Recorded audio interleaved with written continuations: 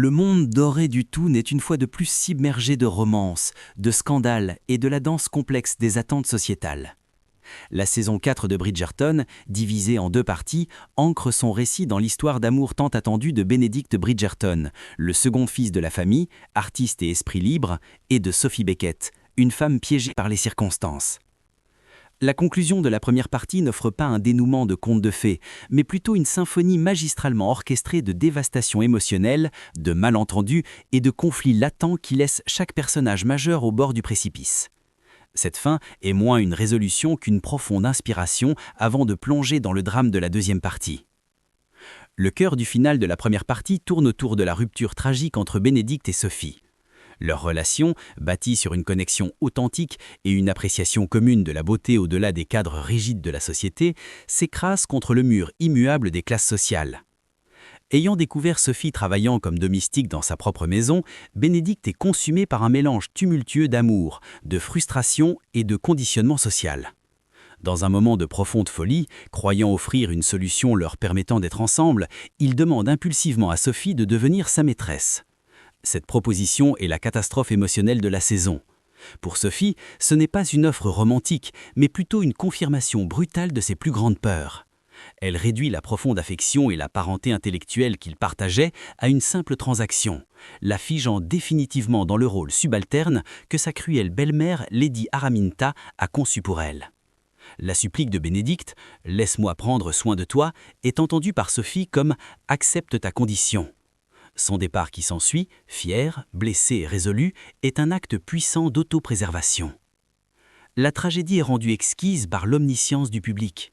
Bénédicte reste douloureusement inconscient du fait que la domestique qu'il vient d'insulter est cette même dame en argent du bal masqué, la vision inescisable qu'il a romancée et cherchée depuis si longtemps.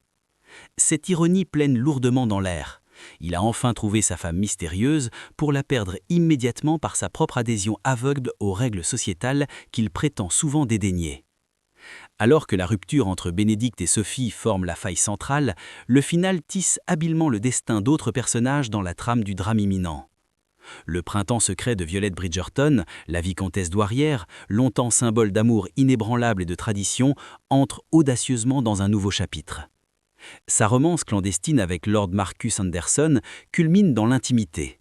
Un choix à la fois libérateur et lourd de danger. Son insistance sur le secret pour le bien des enfants souligne le double standard auquel elle doit faire face. Violette, qui a orchestré les mariages de ses enfants, se retrouve maintenant dans une position scandaleuse qui pourrait défaire la réputation durement acquise de sa famille, plantant le décor d'un conflit potentiel entre devoir maternel et épanouissement personnel. Le péril Penwood. Dans un coup de génie narratif, la méchante Lady Araminta déménage sa maison dans une résidence à quelques portes des Bridgerton à Grosvenor Square. Ce n'est pas simplement un changement d'adresse, mais une déclaration de guerre. Araminta, passée maître dans la manipulation sociale et la cruauté ordinaire, est désormais positionnée pour observer et interférer directement. Sa présence est une bombe à retardement pour Sophie, dont la sécurité et le secret sont plus précaires que jamais. Une fissure dans la couronne. Le lien autrefois inébranlable entre la reine Charlotte et Lady Danbury montre de profondes fissures. Le désir sincère d'Agatha de renouer avec sa patrie est rejeté froidement par la reine, qui y voit une trahison personnelle. Ce conflit entre pouvoir et histoire personnelle s'intensifie alors que Violette et Agatha conspirent pour installer Alice Mondrich comme nouvelle dame d'honneur de la reine. Une manœuvre politique qui promet d'enflammer davantage les tensions royales.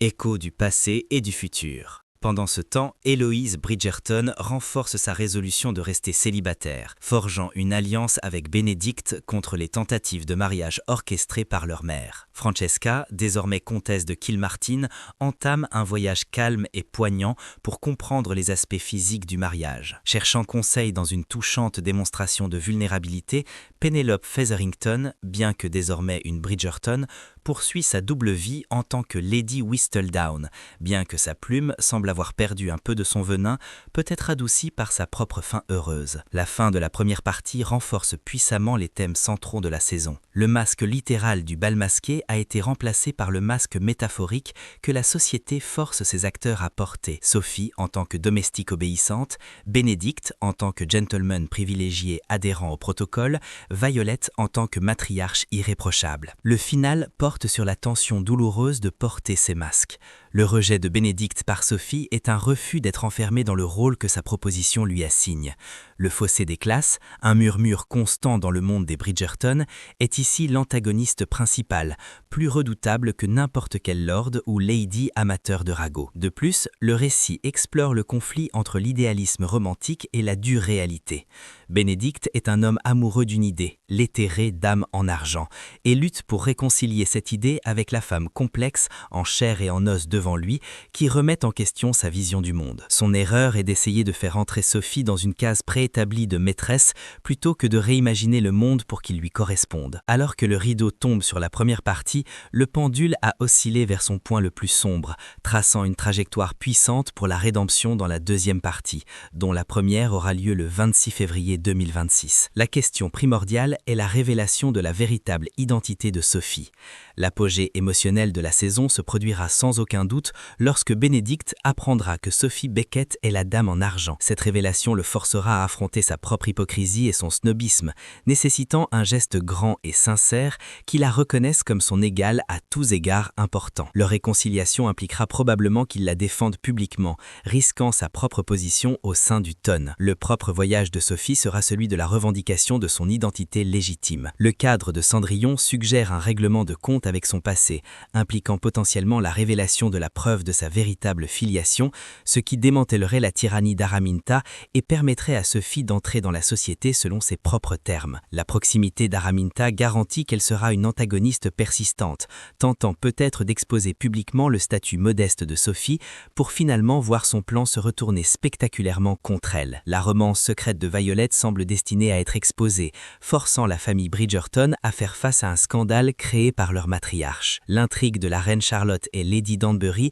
approfondiront les thèmes de l'héritage, de la liberté et du prix du pouvoir. L'intrigue calme de Francesca pourrait s'épanouir en une exploration plus profonde de la camaraderie conjugale, tandis que la rébellion d'Héloïse continuera de défier la prémisse centrale du marché du mariage. En conclusion, la fin de la première partie de la saison 4 de Bridgerton est un coup de maître en matière de gratification différée.